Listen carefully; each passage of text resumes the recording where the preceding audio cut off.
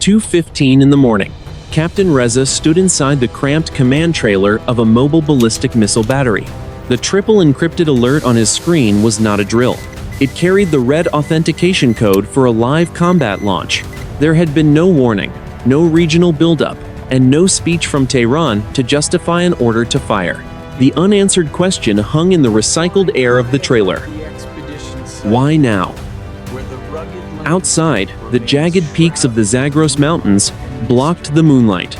The four Shahab 3 missiles sat on their heavy transport vehicles, angled toward a sky they were never meant to touch.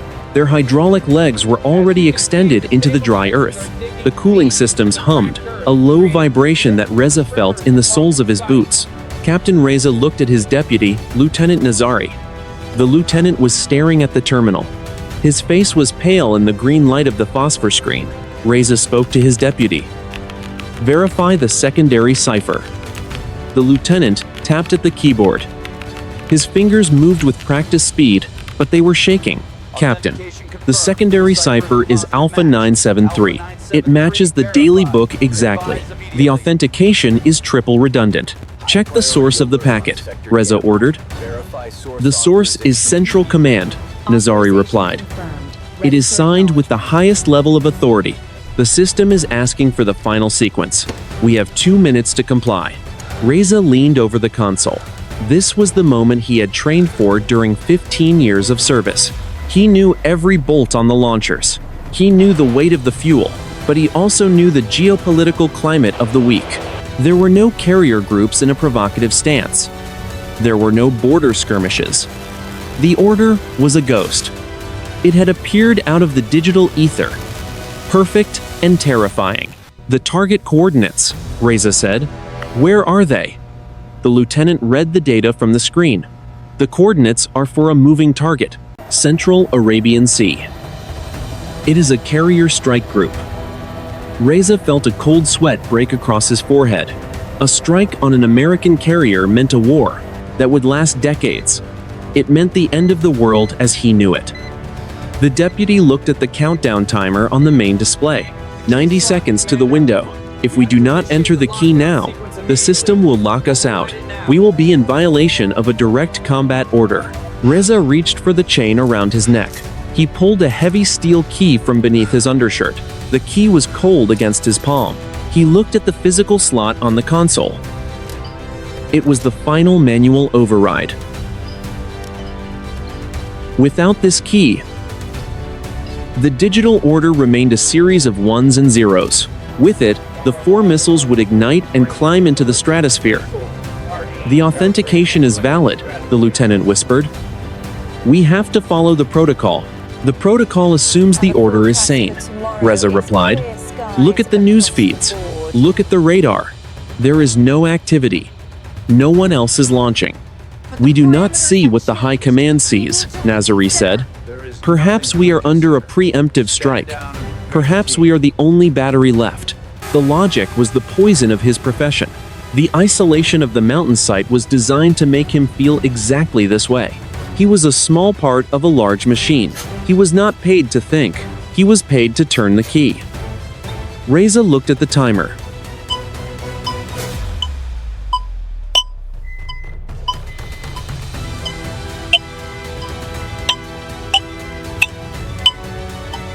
"2:20 in the morning. Buckley Space Force Base, Colorado. Inside the windowless halls of Space Delta IV, the atmosphere shifted in a heartbeat. A technician stared at a thermal overhead display. A bright orange pixel had just blossomed in the Zagros Mountains. It was the distinct signature of a large-scale power-up. Breaking. We have a hot start in Sector 7, the technician announced. The floor supervisor moved to the station. Confirm classification. Is it a test? Negative. No. Notice to airmen was filed for this sector. The thermal bloom is consistent with a Shahab 3 battery preparing for ignition. 4 units are active. 2:22 in the morning. The Arabian Sea. On the bridge of the USS Abraham Lincoln, the quiet of the middle watch shattered. The tactical action officer received the burst transmission from Space Command. The message was short. Potential launch detected. The captain of the Lincoln did not hesitate. Sound General Quarters. All hands to battle stations. Bring the strike group to Alert State 1. The alarm began its rhythmic, electronic shriek through the steel corridors of the carrier.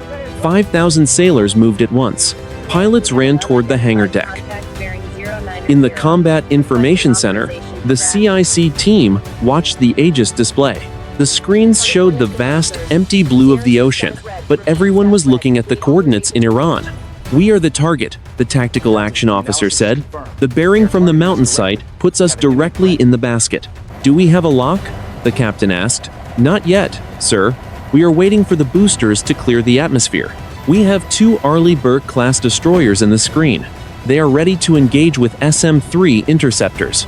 2:24 in the morning. The Zagros Mountains. Back in the command trailer, the tension had reached a breaking point.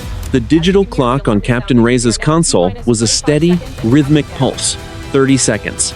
Lieutenant Nazari was shouting now. "Captain, the system is slaving the launchers. If we do not turn the manual key in 20 seconds, the onboard computers will abort. We will be executed for treason. Turn the key." Reza looked at the steel slot. He felt the weight of the Iranian state on his shoulders. He also felt the weight of the 5,000 Americans on that carrier. He was a soldier, but he was not a murderer of phantoms. "There is no signal from the air defense network," Reza said. "If we were under attack, the radars at Bushehr would be screaming. They are silent. The order is authenticated," Nazari screamed. "Turn the key." Reza gripped the handle of the steel key. His knuckles were white. He looked at the screen one last time. The order was still there. Red. Valid. Demanding fire. The countdown hit 10 seconds.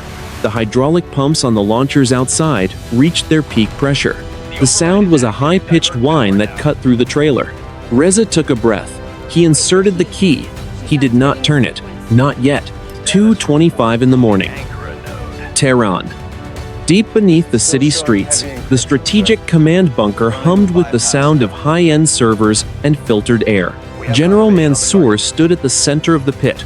He was the man responsible for the nation's strategic deterrent. He looked at the massive wall map.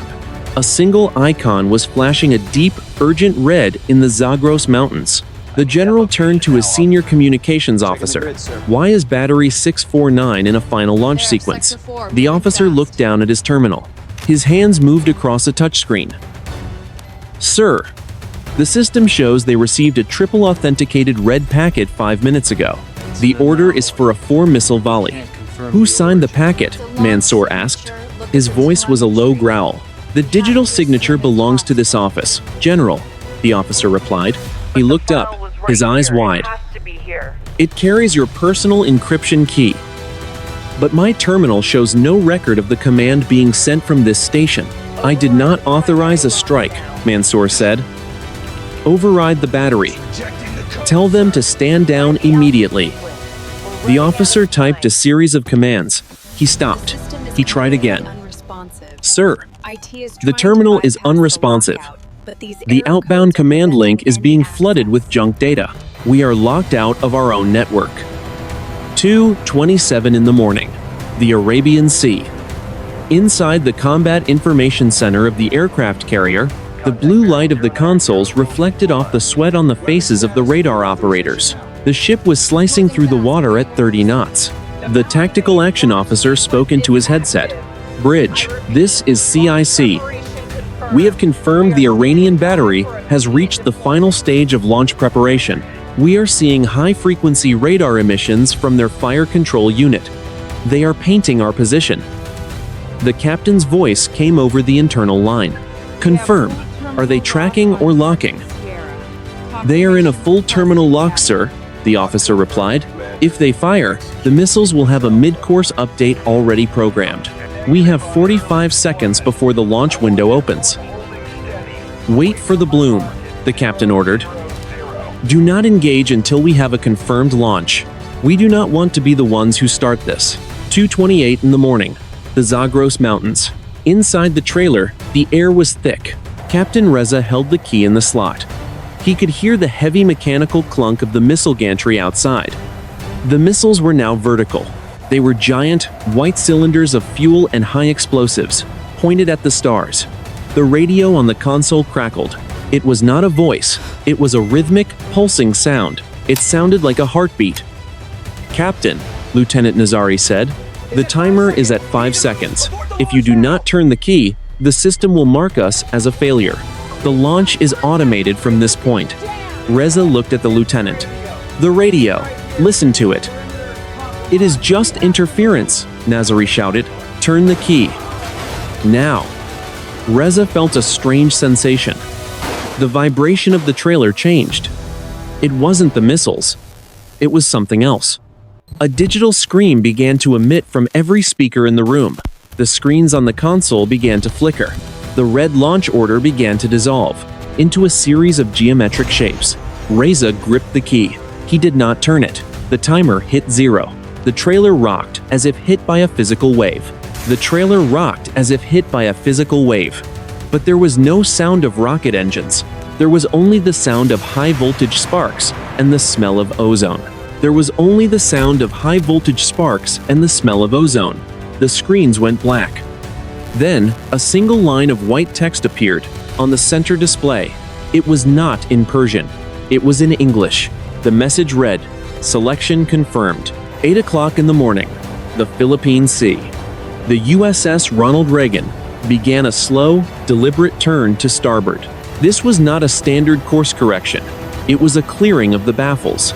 The massive carrier was trying to see what was hiding in the acoustic shadow created by its own 4 propellers. On the bridge of the Reagan, the strike group commander looked at the primary tactical display.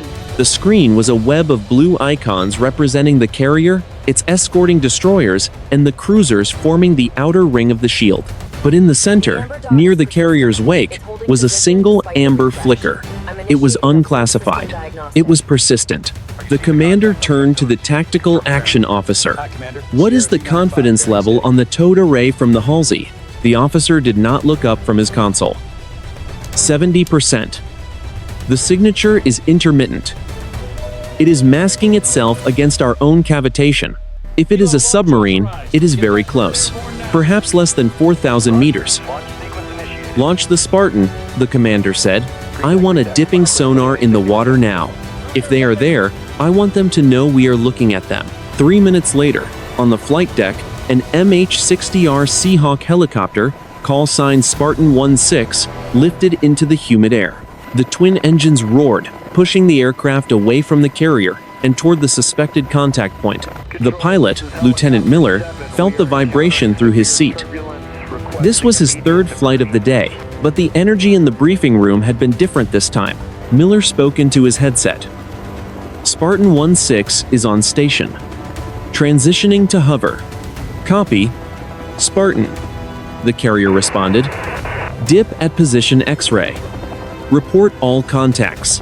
The Seahawk slowed, its nose pitching up as it came to a stationary hover 40 feet above the rolling Pacific waves. From the belly of the helicopter, a cylindrical sensor attached to a long cable began its descent into the dark water. This was the dipping sonar. Once submerged, it would send out active pings. It was the underwater equivalent of turning on a high-powered flashlight in a dark room. Miles below the surface, inside the foreign submarine, the environment was bathed in a dim red light. The commander of the armed vessel sat in his command chair, his eyes fixed on the waterfall display of the sonar suite. The room was silent, except for the low hum of the air circulation system. The sonar operator pressed his headphones tighter against his ears. Acoustic pulse detected. High frequency. It is an American dipping sonar. Position is bearing 080. Distance is 2,000 meters. The foreign commander did not flinch. "They have found the ghost. They have not found us." "Sir," the operator continued, "the destroyer is increasing speed. They are turning toward our position." The commander leaned forward. The game of cat and mouse had changed. The military forces were no longer just listening. They were actively hunting. If the warship continued its current course, it would pass directly over the submarine's current depth of 150 meters. "Maintain silent running," the commander ordered. "Do not adjust depth. We will let the destroyer pass. If they drop a training shape, we will continue the mission. We are here to observe the carrier's acoustic profile at high speed." We do not leave until the data is secure. The tension inside the submarine was thick. Every man knew that a single dropped wrench or a slammed locker door could give away their exact position. They were sitting under the keel of a superpower's fleet, and the shield was beginning to close. Back on the Reagan, the tactical display updated. The amber flicker was now a solid yellow icon. The system had enough data to categorize the contact as a probable subsurface threat. The tactical action officer spoke clearly. Admiral, Spartan 1-6 has a solid return. We have a submerged contact. Bearing 085. Speed is 5 knots. It is a Shang-class boat. The Admiral stared at the icon. A foreign nuclear attack submarine was sitting inside the heart of his formation. It was a provocative and dangerous maneuver. Signal the warship, the Admiral said. Tell them to conduct a close aboard pass. I want that submarine to feel the turbulence of our screws. Let them know the front door is locked. The morning was no longer quiet. The warship surged forward, its bow cutting through the waves. At 30 knots, headed straight for the coordinates provided by the Seahawk. The ocean was about to become very crowded. 8:12 in the morning. The Philippine Sea. The USS Halsey was a wall of steel moving at 30 knots. Its 4 gas turbine engines pushed the destroyer through the swells, creating a massive wake that trailed for miles. On the bridge, the crew felt the ship lean as it made a sharp correction toward the coordinates of the submerged contact. This was a power play, a deliberate display of surface dominance designed to force a hidden intruder to react. The captain of the Halsey watched the distance close on his primary monitor. Range to the contact? 2,100 meters and closing. The sensor officer replied, "The submarine is maintaining depth. They are holding their ground, Captain. Steady as she goes," the captain ordered. "We are going to walk right over the top of them." Inside the Chinese Type 093B submarine, the sound of the approaching destroyer was no longer a faint hum. It was a rhythmic, pounding roar. The cavitation of the Halsey's propellers sounded like a freight train passing overhead. To the Chinese sonar team, the noise was deafening, filling their displays with white noise. The Chinese commander gripped the handrails of his chair. "The American destroyer is directly above us. Report status." "The hull is vibrating," the sonar operator shouted over the acoustic interference. "The Halsey is at maximum speed. They are trying to wash out our sensors with their wake. Maintain course," the commander said. His voice was flat, betraying no emotion. "They are testing our resolve. They will not fire. This is a demonstration, not an engagement." But the demonstration was about to escalate. On the surface, the pilot of Spartan 1-6 saw the Halsey streak past his hover position. Lieutenant Miller watched the destroyer's wake churn the ocean into a frothy white mess. Miller spoke to his sensor operator. "The destroyer's wake is going to blind our dip. Reel it in. We will reposition for a new drop, 500 meters ahead of the submarine's projected track." "Copy," the operator replied, winching in the transducer. As the sonar head cleared the water, the Halsey completed its pass. The destroyer began a wide, sweeping turn to come back around for a second run. But the Chinese commander had seen enough of the American playbook. He knew that if he stayed on his current track, he would be trapped in a cycle of harassment. "Hard to port," the Chinese commander ordered. "Increase speed to 20 knots. Take us down to 250 meters." "Sir," the executive officer cautioned, "increasing speed will make us loud. They will have a perfect acoustic lock." "I want them to see us," the commander replied. "If they want to play with the tiger, they must feel its claws." Deploy the first acoustic decoy. In the water, the submarine's tail opened. A small, self-propelled device the size of a man's leg was ejected. Once clear of the hull, the decoy began emitting the exact acoustic signature of a Shang-class submarine. Simultaneously, the real submarine dove into the colder, denser water of the thermocline. On the USS Reagan, the tactical display suddenly showed 2 yellow icons where there had been only one. "Contact split," the tactical action officer reported. His voice was faster now. Target is maneuvering. We have two identical signatures moving in opposite directions, bearing 180 and 205. The Admiral leaned in. They are playing games. Which one is the real boat? The Halsey is repositioning to investigate the southern contact, the officer said. Spartan 16 is moving toward the northern one. But Admiral, the submarine just went active. A new sound filled the headsets of every sonar operator in the fleet. It was a sharp, metallic ping. The Chinese submarine was no longer hiding. It was using its own active sonar to paint the hull of the USS Halsey. In the world of undersea warfare, an active ping is a final warning. It is the sound of a weapon being aimed. He just illuminated us, the Halsey's captain said, his jaw tightening. He is painting us for a shot. Bridge. Combat. A voice crackled over the ship's internal comms.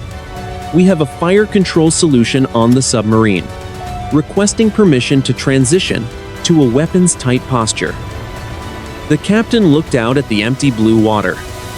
The Chinese boat was down there, invisible but deadly, and it had just told the Americans exactly where it was. The situation was no longer a routine patrol. It was a standoff.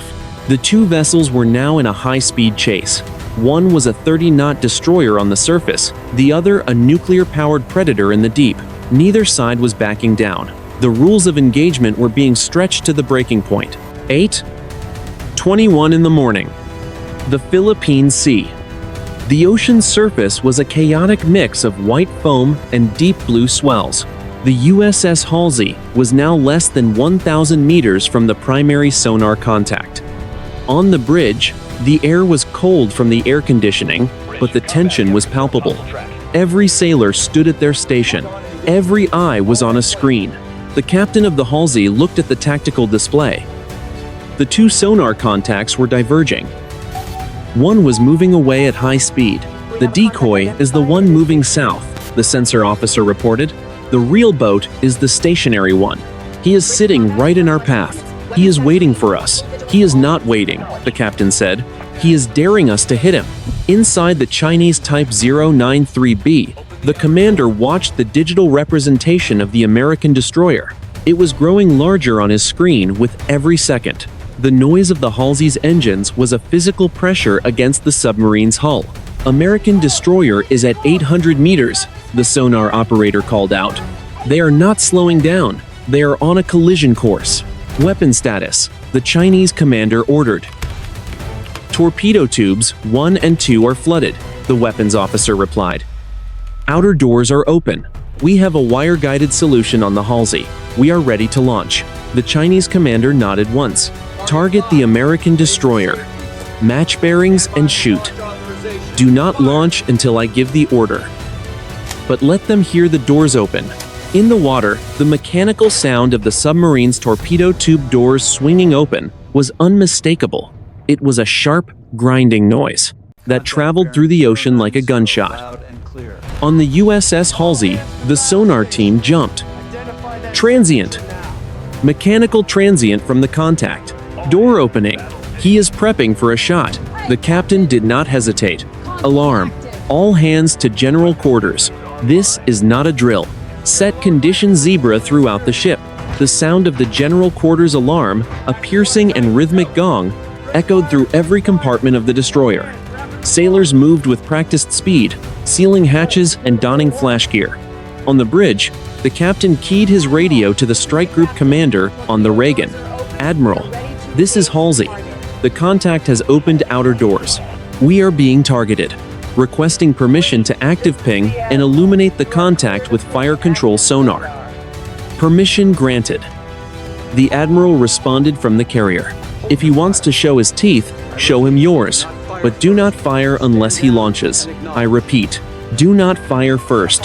The Halsey's sonar suite shifted from passive listening to active transmission. A massive pulse of energy left the ship's bow. It was a sound so powerful that it could be felt by the crew in the lower decks. Ping. Inside the submarine, the sound hit the hull like a hammer.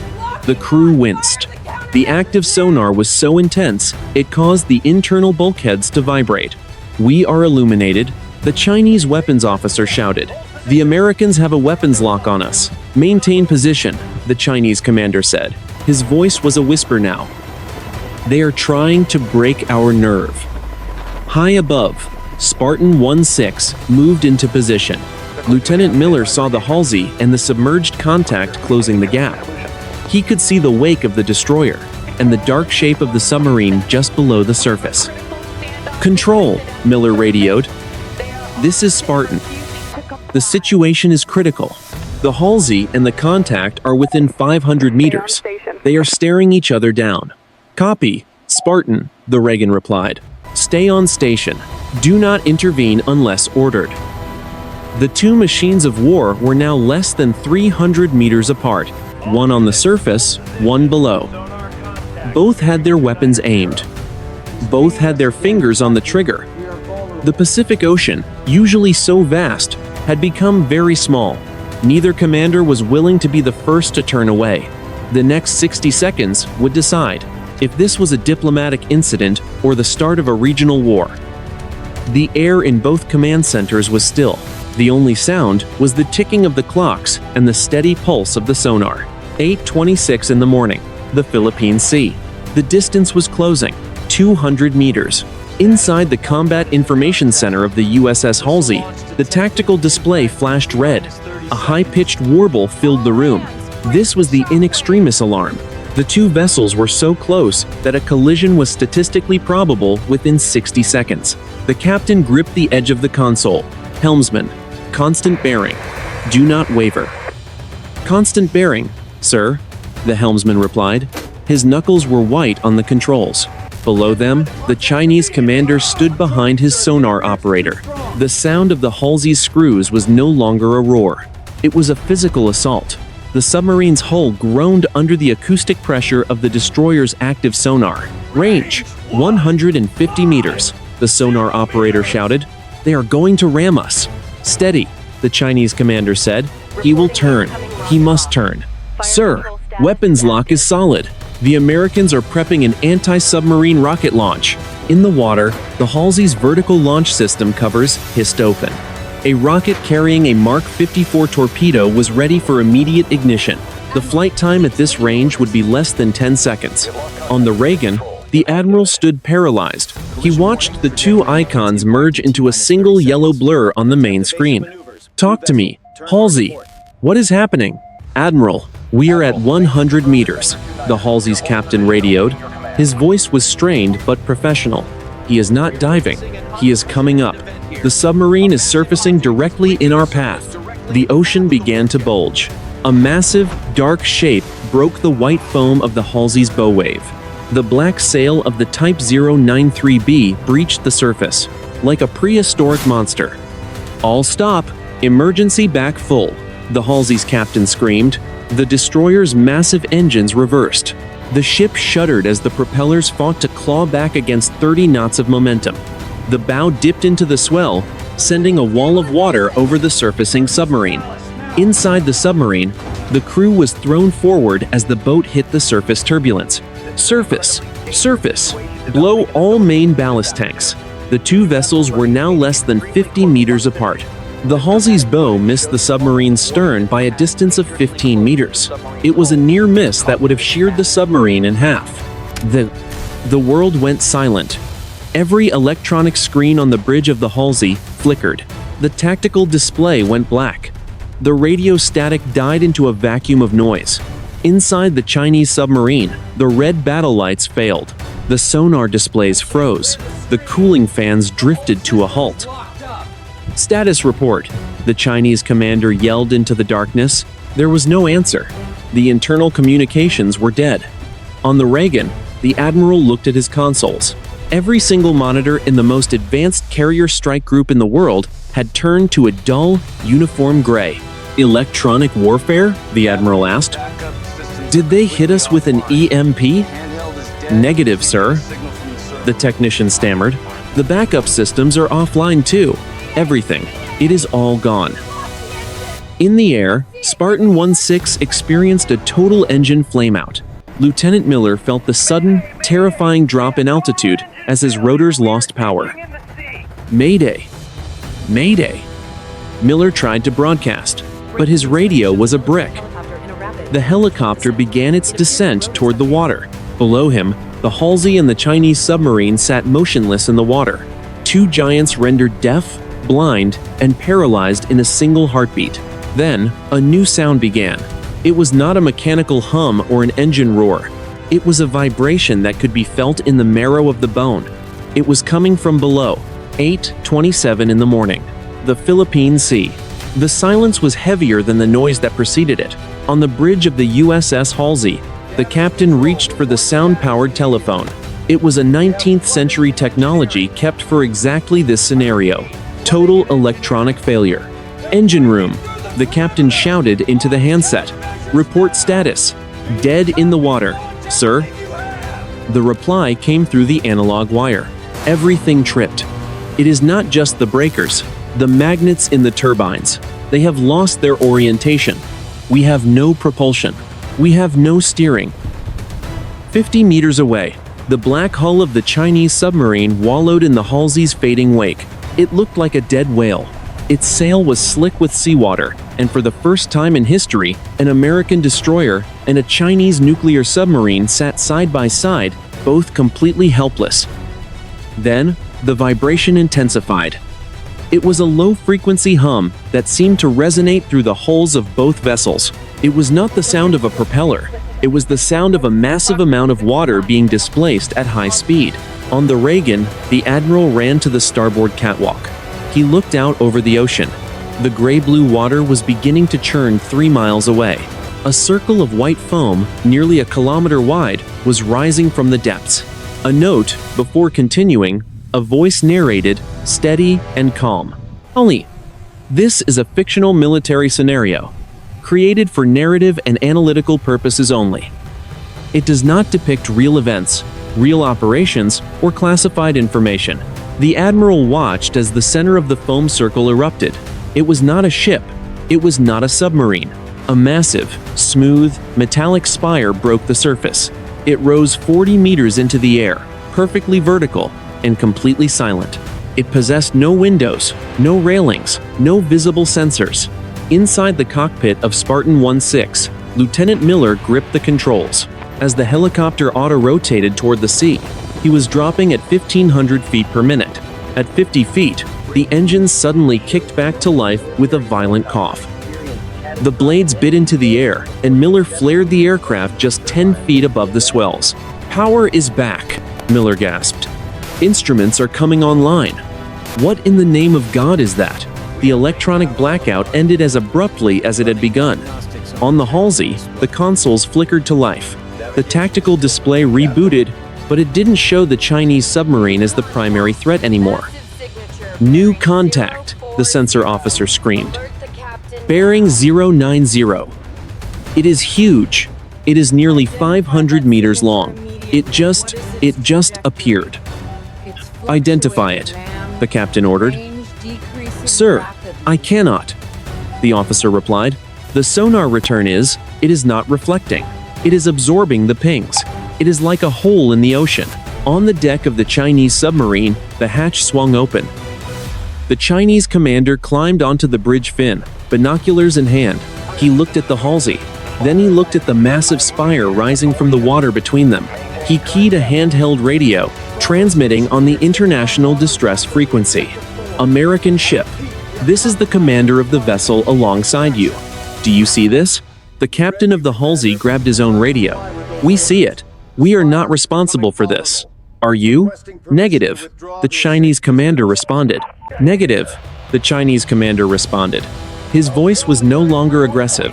It was shaken. "My systems were disabled. We have no explanation." The spire began to move. It did not turn. It simply began to glide through the water at 60 knots, heading directly between the two warships. It left no wake. There was no sound of engines. It was as if the ocean itself was parting to let it through. As it passed between the Halsey and the submarine, every sailor on both decks felt a wave of heat. It was not burning, but a deep, pressurized warmth, like standing too close to a massive radiator. The spire did not stop. It maintained its heading for exactly 60 seconds. Then it tilted forward. Without a splash, it slid back beneath the waves. The tactical displays on the Reagan and the Halsey showed the contact diving. 1,000 meters, 2,000, 5,000. It was moving toward the Philippine Trench at a speed that defied every known law of hydrodynamics. "It's gone," the tactical action officer said. The room was deathly quiet.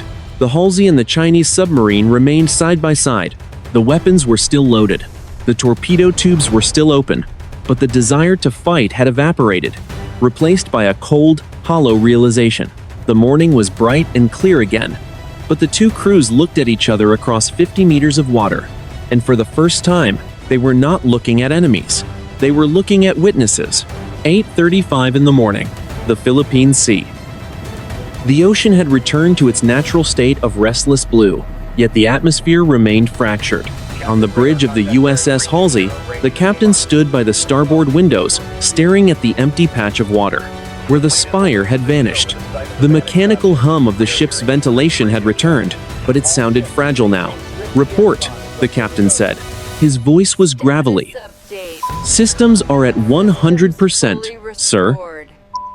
The tactical action officer replied. "The magnetic interference is gone. Radar is clear. Sonar is confusing." The contact dropped off the scale at 6,000 meters. It was still accelerating when we lost the return. The captain looked at the Chinese submarine. It was still surfaced, wallowing in the light chop, less than 50 meters away. Its outer torpedo doors were still open. Dark, rectangular voids against the black hull. Bridge, combat. The internal comms crackled. "We still have a firing solution on the Shang-class boat. Weapon is hot. Awaiting instructions." The captain hesitated. The protocol was clear. An adversary had surfaced in the middle of a carrier strike group after a simulated attack run. By every rule of engagement, he should have already neutralized the threat. But the world had changed 3 minutes ago. "Stand down to weapons tight," the captain ordered. "Do not break the lock, but do not cycle the seeker. I want to see what he does next." Inside, the Chinese Type 093B was back in his command chair. The red battle lights were off, replaced by the standard white overheads. The sense of imminent combat had been replaced by a heavy, analytical silence. "The American destroyer has not fired," the executive officer whispered. "They are watching us. They are as confused as we are." The Chinese commander replied. He watched the digital playback of the electronic blackout. That was not an American weapon. If they had that technology, they would not need a carrier strike group. They would simply turn off our country. "Sir, the American carrier is launching more aircraft," the sonar operator reported. 4 F-35 fighters and 2 more helicopters. They are establishing a perimeter. The Chinese commander looked at his console.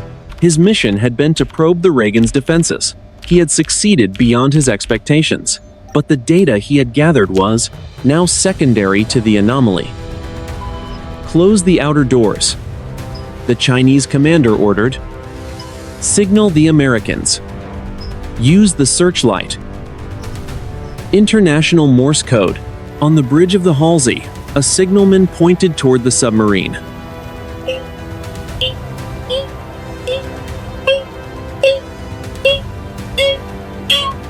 The contact is signaling. A high-intensity white light began to blink from the submarine's bridge fin. Short bursts. Long bursts. D-I-S-E-N-G-A-G-I-N-G. The signalman read aloud. "Request. Safe. Passage." The captain looked at the message. Then he looked at the tactical display. The USS Reagan was turning away, putting distance between itself and the point of the anomaly. The admiral was playing it safe, pulling the high-value asset back while the escorts managed the contact. The captain keyed his radio. "Admiral, this is Halsey. The contact is requesting disengagement. They are closing their tubes. I recommend we allow them to submerge and depart on a reciprocal heading." There was a long pause over the radio. The sound of a dozen high-level conversations happening simultaneously in the carrier's flag bridge. "Halsey, this is Reagan," the admiral finally responded. Agreement reached. Beijing has already contacted the State Department through the hotline. Both sides are calling this a shared technical interference event. "Let him go, Captain. But follow him until he is outside the 20-mile screen. Copy. Reagan." Halsey is standing down. The tension didn't disappear, but it shifted. It became professional again. The Chinese submarine began to move, its electric motors whining as it turned its bow toward the west. It did not dive immediately. It stayed on the surface, a sign of transparency as it moved away from the American destroyer. In the air, Lieutenant Miller banked Spartan 1-6 to follow the black shape. He watched the white water break over the submarine's bow. Control. Spartan. The contact is opening the gap. 500 meters and increasing. No aggressive maneuvers detected. Copy. Spartan. Maintain visual. We are sending a secondary team to the coordinates of the submergence. We need to see if there is any residual radiation or thermal scarring in the water. The crisis was de-escalating, but the mystery was just beginning to breathe. Both crews were already thinking about the debriefings, the sensor logs, and the questions they couldn't answer. The Pacific was no longer just a battlefield. It was a crime scene. 8:45 in the morning. The Philippine Sea. The distance between the USS Halsey and the Chinese submarine reached 2,000 meters. On the bridge of the destroyer, the captain watched the black shape through his binoculars. The ocean between them was no longer a zone of imminent combat. It was a buffer of shared uncertainty. "The contact is slowing," the sensor officer reported. "He is preparing to submerge." "Let him go," the captain said. "Maintain passive sonar only. I do not want him to think we are still painting him for a shot." On the deck of the Type 093B, the Chinese commander stood for one last moment before descending into the hatch. He looked back at the American destroyer, a gray silhouette against the bright morning sun. For decades, his training had focused on how to sink that ship. Today, for 60 seconds, they had been rendered equally irrelevant by a force neither of them understood. "Clear the bridge," the Chinese commander ordered. "Dive. Take us to 100 meters. Course 270. We are going home." The submarine's ballast tanks vented with a roar of white spray. The black hull tilted forward, sliding beneath the waves with a grace that belied its massive weight. Within a minute, the only sign of its presence was a swirling patch of emerald water. "Contact is submerged," the Halsey's sonar operator announced. "He is moving away at 10 knots. Very quiet. He is not looking for a fight." "Copy," the captain replied. "Resume our station in the screen. All departments down to Condition 3. Secure from general quarters." The ship breathed a collective sigh of relief. The adrenaline that had fueled the crew for the last hour began to ebb, replaced by a deep, hollow exhaustion. Sailors unfastened their flash gear and wiped sweat from their foreheads. On the bridge, the silence was no longer tense. It was contemplative. Inside the Combat Information Center, the tactical analysts were already huddled around the recording stations. They were not looking at the submarine. They were looking at the 30 seconds of data captured immediately after the systems rebooted. "Sir," one of the analysts called out to the tactical action officer, "look at the thermal return from the water where the spire submerged." The display showed a digital map of the ocean surface. A perfect circle, exactly 900 meters in diameter, was glowing bright red. The water temperature in that zone jumped by 15 degrees Celsius in 4 seconds, the analyst explained, but there is no evidence of combustion, no chemical residue. It is as if the water itself was used as a heatsink for a massive discharge of energy. "Was it a weapon?" the officer asked. "If it was, it did not target the ships," the analyst replied. The electronic blackout was a side effect, a localized collapse of the electromagnetic field. It was not an attack, it was a wake. On the USS Reagan, the admiral was already on a secure satellite link with Pacific Command in Hawaii. The room was cleared of all non-essential personnel. "I am telling you, it was not a Chinese asset," the admiral said, into the encrypted handset. "They were as paralyzed as we were. We had a destroyer and a nuclear sub sitting 50 meters apart, and both were essentially bricks.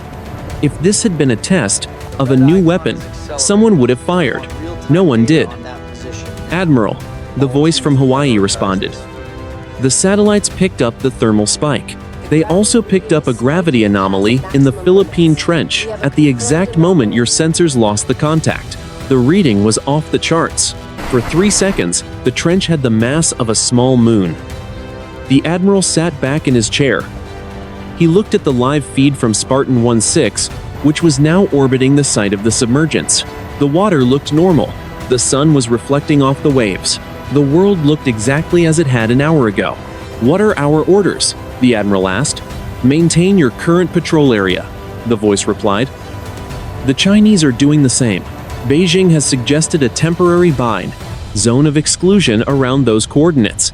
For the next 48 hours, nobody goes near that spot. Not us, not them. We are belaying to pretend this was a sensor malfunction until the physicists tell us otherwise."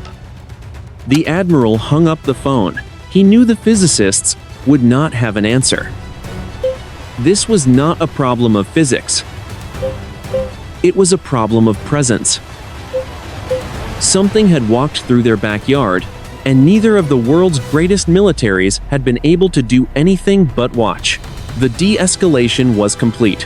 The two fleets began to separate, moving back to their respective spheres of influence. The immediate crisis had resolved not through diplomacy or victory, but through a shared realization of insignificance. 9 o'clock in the morning, the Philippine Sea. The tactical display on the USS Ronald Reagan finally stabilized. The swarm of blue icons, representing the strike group's air and surface assets, had returned to their standard patrol patterns. The amber flicker that had started the morning was gone.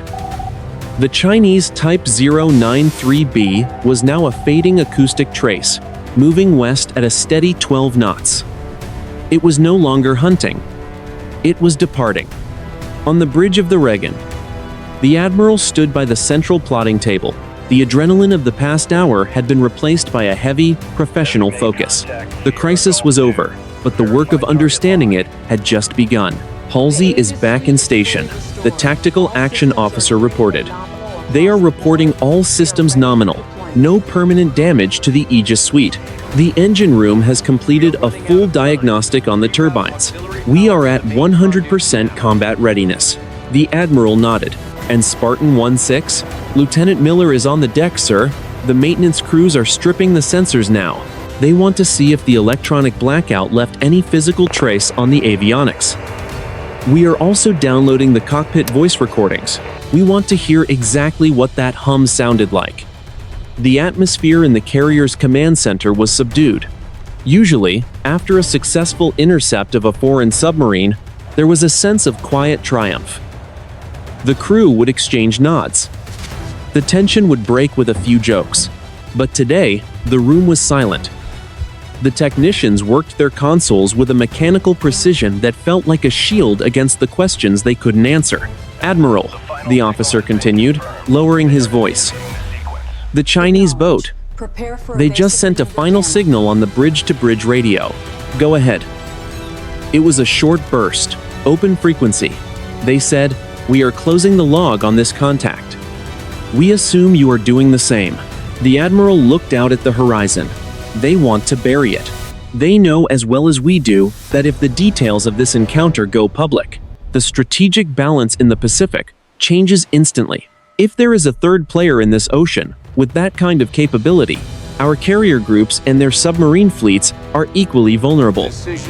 Are we agreeing to the silence, sir? That is a decision for the Pentagon and the White House, the admiral replied. But for now, yes. We are not going to be the ones to break the peace. We have the data. We have the thermal readings. We have the gravity anomaly. We will let the intelligence community chew on that for a decade. Miles away, the USS Halsey sliced through the swells. The captain sat in his command chair, watching the bow of his ship rise and fall. The gap between his destroyer and the Chinese submarine was now 10 miles. The visual contact was broken. The sonar contact was faint. The captain keyed the internal comms. All hands, this is the captain. The immediate threat has been neutralized. I want to commend every one of you for your performance today. You held the line under extreme pressure. We are returning to our assigned mission. Carry on. He released the button and sighed. He knew the crew would be talking about the Spire for the rest of their lives. They had seen something that defied their training, their technology, and their understanding of the world. They had been seconds away from a war, only to be stopped by a power that treated their most advanced weapons like toys. The resolution was not a victory for either side. It was a draw dictated by an outside force. The American fleet moved east, back toward the deep water of the Pacific. The Chinese submarine moved west, toward the continental shelf. The ocean between them was empty once more. The morning sun was high in the sky now, turning the Philippine Sea into a sheet of brilliant, uncaring blue. The waves washed over the spot where the Spire had emerged, erasing the thermal scar and the white foam. The physical evidence was vanishing, leaving only the digital records and the memories of the men who had been there. The crisis had fully resolved. No missiles had been fired. No ships had been lost. The professionalism of both crews had held even when their technology failed them. But as the ships moved apart, there was a sense that the Pacific had become a very different place. The front door was no longer locked. It was irrelevant. 5 hours later. The Philippine Sea. The sun was high and relentless, turning the surface of the Pacific into a sheet of polished brass. On the flight deck of the USS Ronald Reagan, the heavy scent of jet fuel and salt air hung in the stagnant heat. The high-tempo energy of the morning had been replaced by a quiet, methodical exhaustion. Maintenance crews moved in silence, their movements rhythmic and practiced as they conducted post-flight inspections on the helicopters that had witnessed the anomaly. Inside the carrier's secure intelligence spaces, the atmosphere was far from quiet. The room was crowded with acoustic analysts, electronic warfare officers, and strategic planners.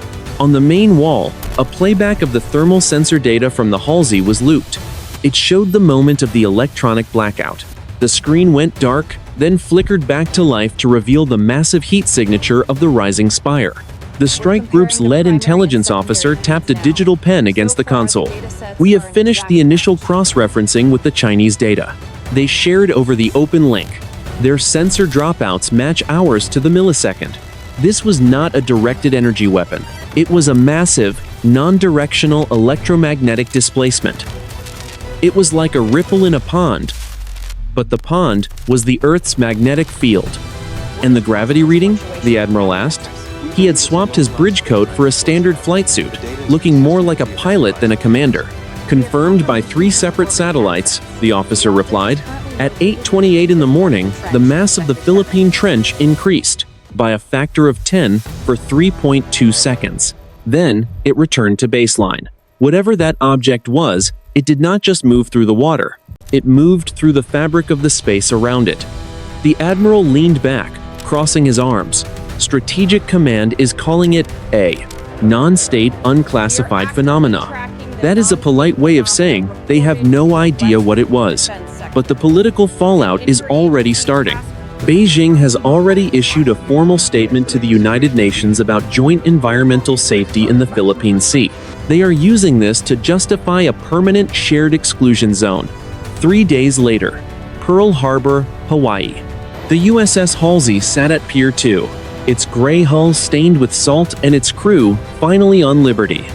But for the captain, the mission was not over. He sat in a windowless briefing room at Pacific Command, facing a panel of 3-star generals and admirals. A thick binder of sensor logs sat on the table between them. Captain, a general from the Air Force began. Your report states that the Chinese commander initiated contact to de-escalate. Is that correct? Yes, sir, the captain replied. He used a handheld radio and Morse code. He was as blind as we were. In that moment, the tactical advantage didn't matter. We were both just trying to stay afloat. The analysts suggest that if the Spire had stayed on the surface for another 60 seconds, the electrical fire on your bridge would have been catastrophic. the general noted. The induced current in the wiring was reaching critical levels. I am aware, sir. We were seconds away from losing the ship. The strategic assessment was grim. The encounter had proven that the most advanced carrier strike group in the world could be neutralized, without a single shot being fired. The silent Sentinel had not just interrupted a skirmish, it had demonstrated a level of technological superiority that rendered modern naval warfare obsolete. Military analysis of this event will continue for years, the admiral at the head of the table said, but the immediate conclusion is this. We are no longer the only ones patrolling the deep. The Chinese know it. We know it. And for the first time in 40 years, both nations have a common reason to keep their weapons in the racks. The political fallout was managed with surgical precision. To the public, the event was described as a minor underwater seismic shift that caused brief communication interference. The truth was buried under layers of classification. But in the corridors of power, in both Washington and Beijing, the maps were being redrawn.